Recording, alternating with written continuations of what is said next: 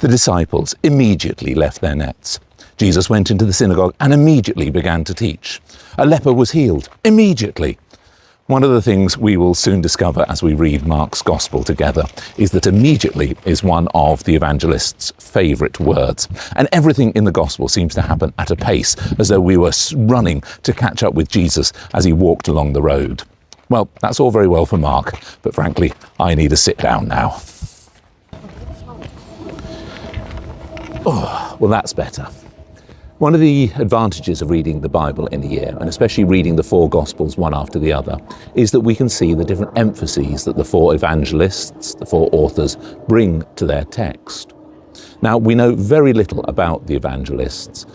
They themselves didn't consider them to be important whatsoever, so there's no author's blurb.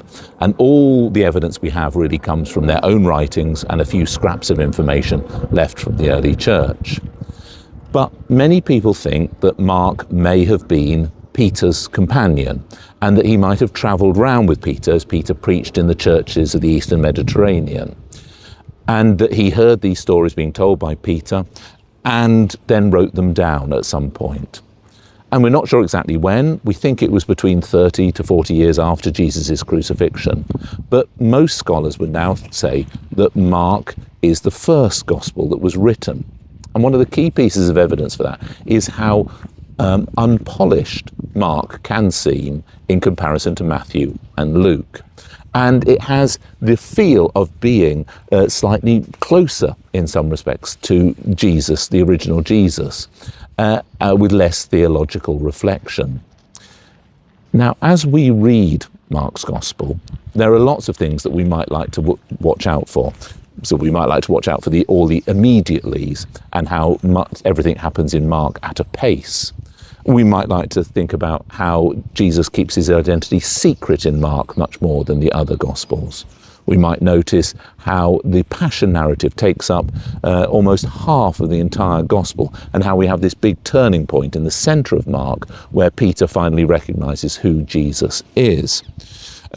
We might like to think about the stories that Mark leaves out and those that he includes, and think about how Mark presents his material, often with the feeling of being there. And that's why many people think that he's recording what Peter said, because Peter would have been present at all those key moments. The question I'd like you to really focus on, though, or I would encourage you to focus on, is that question of who is Jesus in Mark's Gospel. Now, the Jesus we encounter in Matthew, Mark, Luke and John are the same person, they're the same Jesus, but they come across often in very different ways. And the Markan Jesus, the Jesus we encounter in Mark, often comes across as far more human than he does, say, in John.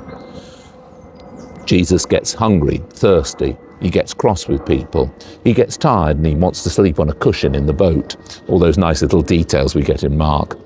And at the end of the story, in the Garden of Gethsemane, and as he faces his death, Jesus genuinely seems to despair and does not seem to have supreme confidence in the resurrection.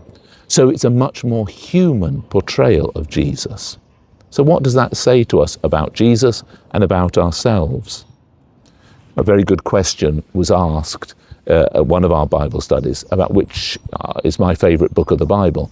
And I must say that Mark would rank up there as one of my favourites, because it has that feeling of being an eyewitness account, and because the Jesus we encounter there struggles with so many of the things that I struggle with, and I know that many other people struggle with. Yet, somehow, in the face of everything, he retains faith in God and keeps persevering.